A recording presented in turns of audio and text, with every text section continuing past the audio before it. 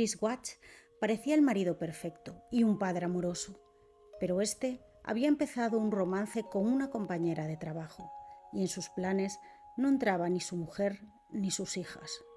Cuando su esposa Shannon le dijo que estaban esperando otro hijo, Chris decidió deshacerse de su familia para poder empezar una nueva vida, y lo hizo de la peor de las formas.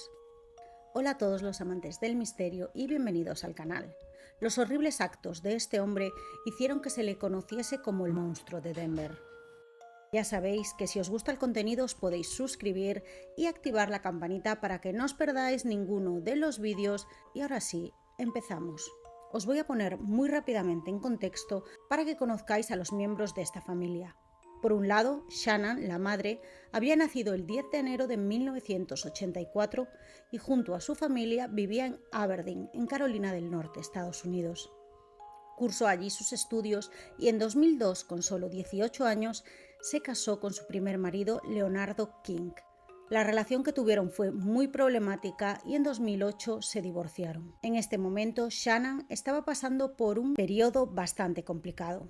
Tuvo un traumático divorcio, le diagnosticaron lupus, entró en un cuadro depresivo y dejó un trabajo en el que llevaba casi 10 años. Lo estaba pasando muy mal y a causa del lupus tenía muy pocas posibilidades de quedarse embarazada y ella tenía muchísimas ganas de ser madre, así que esto le estaba afectando también. Por otro lado tenemos al padre, Christopher Lee Watts. Este nació el 16 de mayo de 1985 y era originario de Spring Break, también en Carolina del Norte. En 2010 se conocieron a través de Facebook cuando él le mandó una solicitud de amistad. Aunque tenían amigos en común, ella en un primer momento la declinó. Pero a Chris le había llamado la atención Shannon, así que se la volvió a enviar, y esta vez ella sí que aceptó. Empezaron a hablar, se gustaron mucho y poco a poco empezaron una relación a distancia, hasta que en 2010 concretaron una cita para conocerse y el flechazo fue inmediato. Además, Shannon se sintió muy apoyada por él en sus problemas de salud. Todo les iba muy bien y Shannon había empezado a recuperar la alegría. Y el 3 de noviembre de 2012, 2 años después de conocerse, decidieron casarse.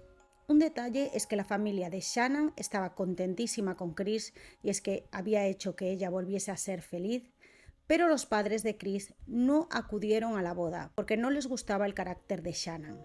Decían que era muy dominante y que era muy mandona y que estaba cambiando a Chris. Pero esto no les impidió continuar adelante y un año después tuvieron a su primera hija, Bella Marie Watts, que nació el 17 de diciembre de 2013 y el 17 de julio de 2015 le darían la bienvenida a su segunda hija, Celeste Catherine Watts, a la que llamaban Sissy. Shannon era muy activa a través de redes sociales y en Facebook subía fotos y vídeos constantemente de su familia, de sus sentimientos y le encantaba publicar. Subía prácticamente de todo sobre su vida, incluyendo lo duro que llegaba a ser el cuidado de Sissy porque tenía muchísimas alergias e intolerancias. También publicó su intención de mudarse y pidieron un préstamo para poder comprar una casa mucho más grande con 5 dormitorios en Frederick, una localidad ubicada al norte de Denver, en Colorado, donde querían que su familia creciese. Chris en ese momento trabajaba para una compañía petrolera y Shannon trabajaba como promotora de unos productos que prometían mejorar la salud, algo tipo Herbalife.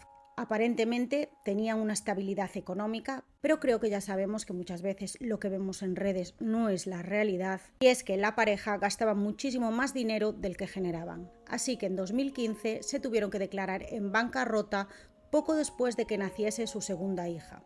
Pasamos al 2018.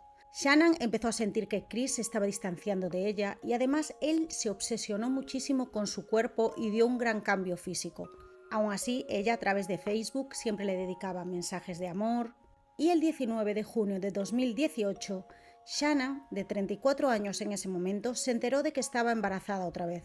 Y como era habitual en ella, lo subió a redes. También subió un vídeo donde le daba la noticia sorpresivamente a Chris y este reaccionaba al embarazo.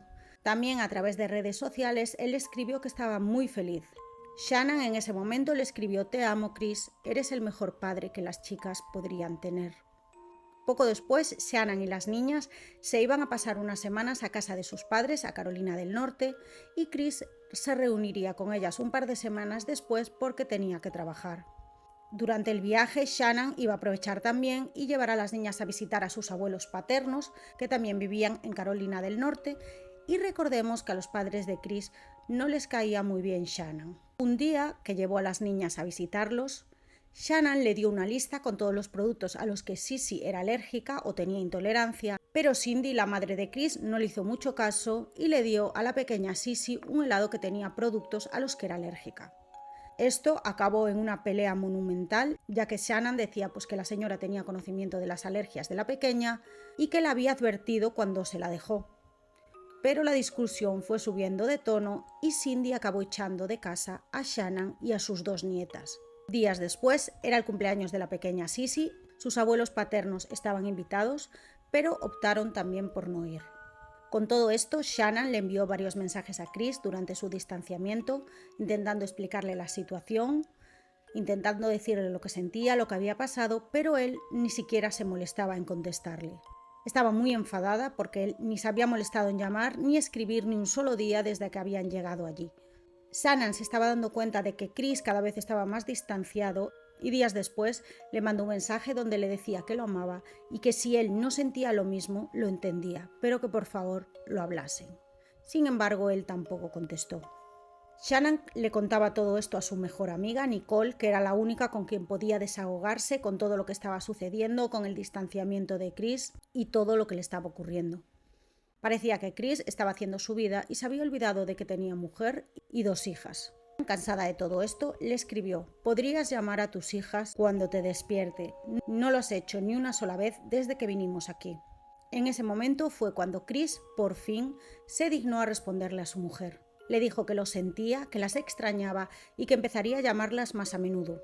Shannon y Chris tenían las cuentas en conjunto y un día por la noche Shannon vio un gasto elevado en un restaurante.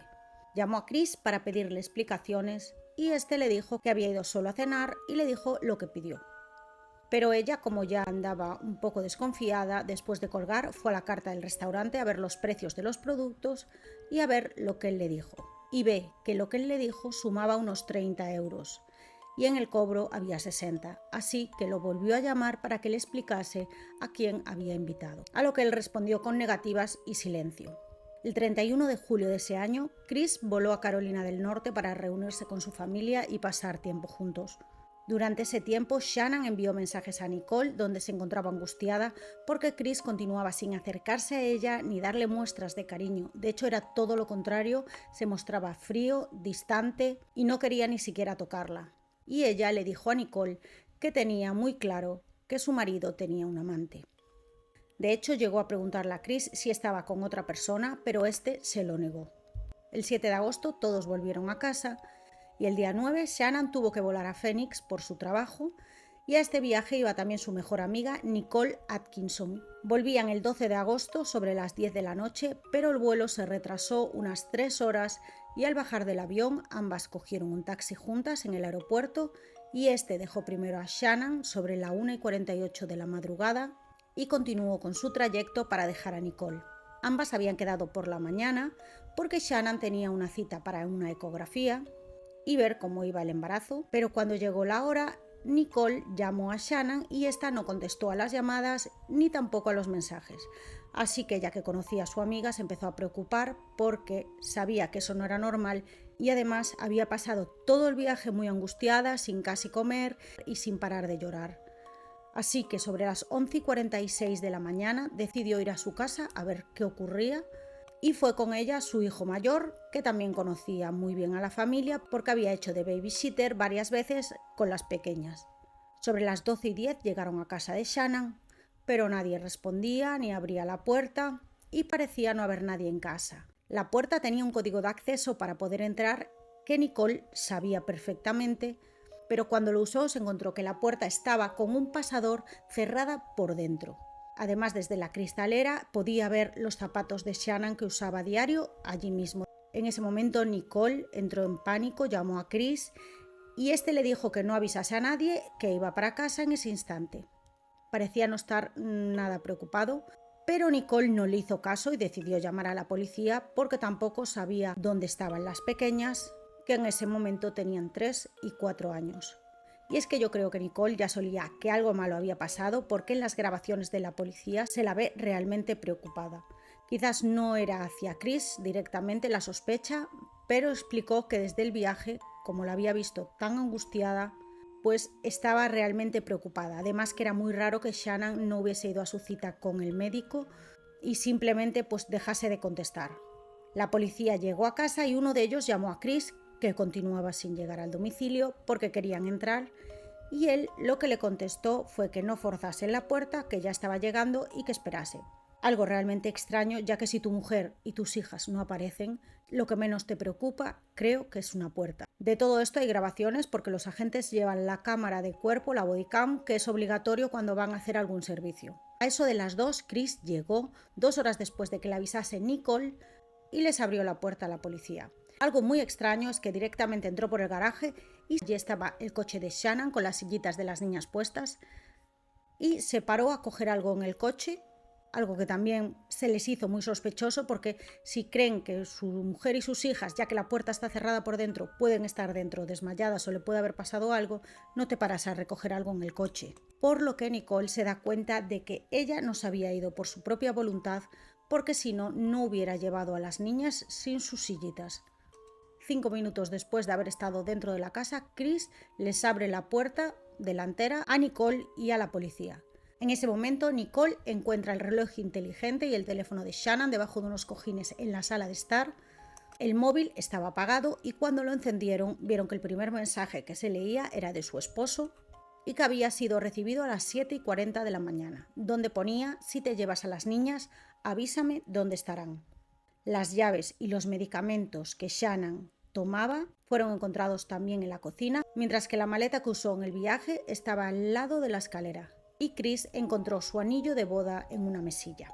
Chris dijo que se había ido sobre las 5:15 de la madrugada hacia el trabajo y que desde entonces no había podido hablar con su mujer. En ese instante, un vecino avisa que tiene una cámara de vigilancia que apunta hacia la calle y que graba el garaje de los Watts. Así que la gente va al domicilio con Chris y le muestra la grabación de seguridad.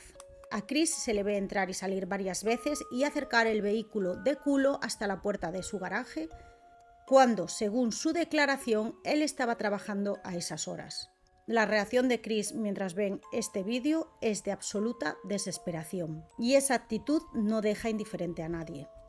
En el momento en el que la gente se queda a solas con el vecino para tomarle declaración, este le dice que lo ve muy alterado y que cree que Chris oculta algo.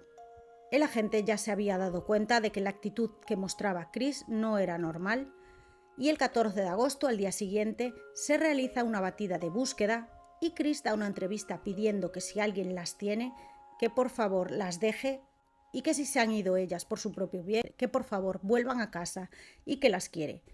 Celeste, if you're out there, just come back. Like, if somebody has her, just please bring her back. I need to see everybody. I need to see everybody again. This house is not complete without anybody here.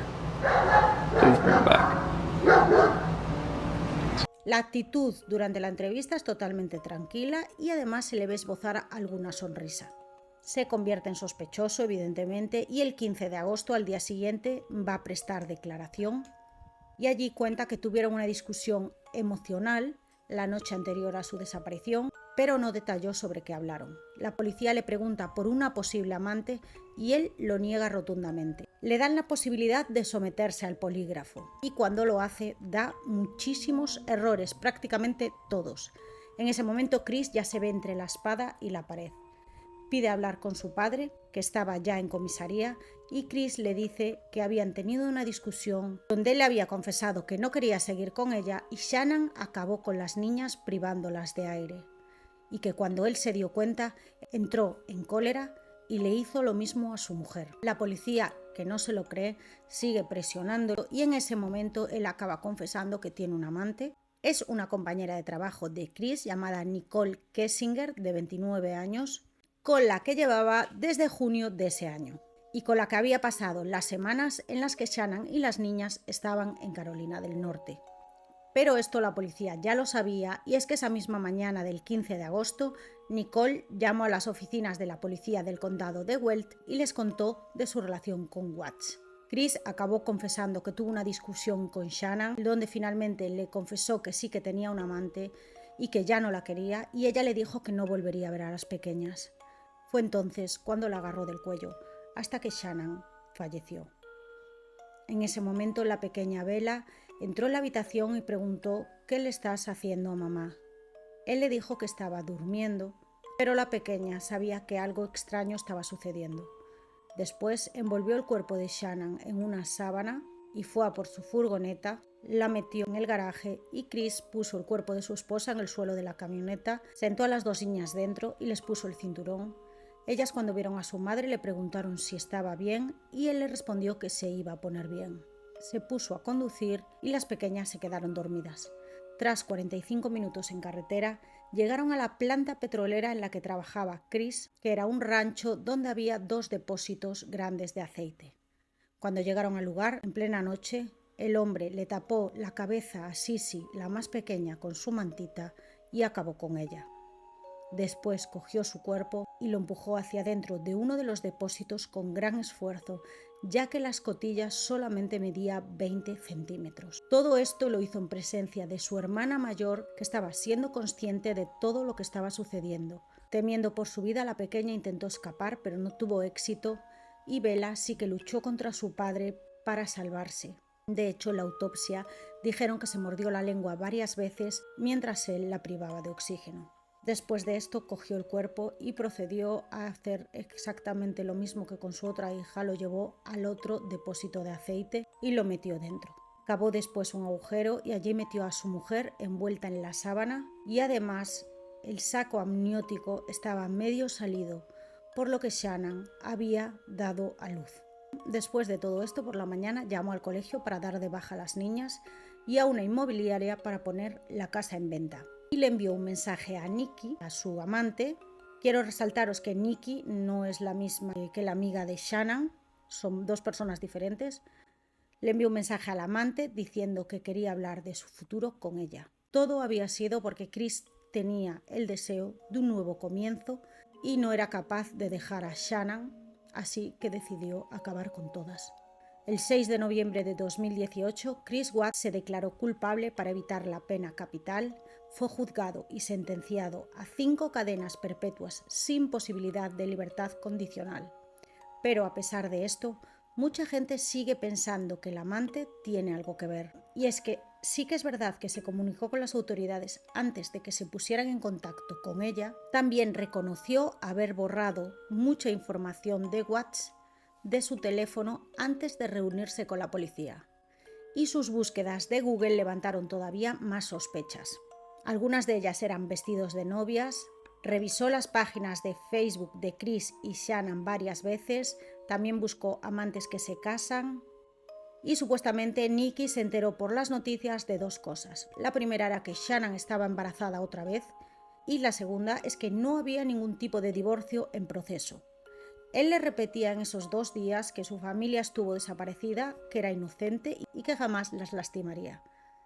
Nikki tuvo que cerrar las redes sociales y en diciembre de 2018 pidió pasar al sistema de protección de testigos, ya que el odio de la gente hacia ella era muy grande, porque muchos piensan que fue ella la que presionó a Chris para acabar con toda su familia. Por su parte, la familia de Chris Watts salió en defensa de su hijo.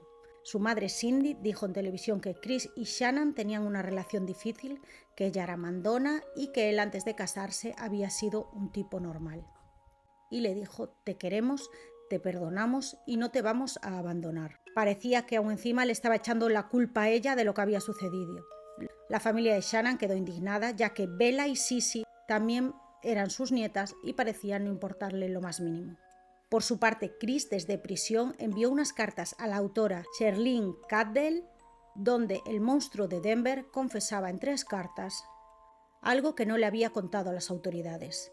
Y es que una noche antes de los crímenes quiso privar de oxígeno con una almohada a sus 2 hijas, y que cuando se despertaron al día siguiente se sorprendió porque pensó que estaban sin vida.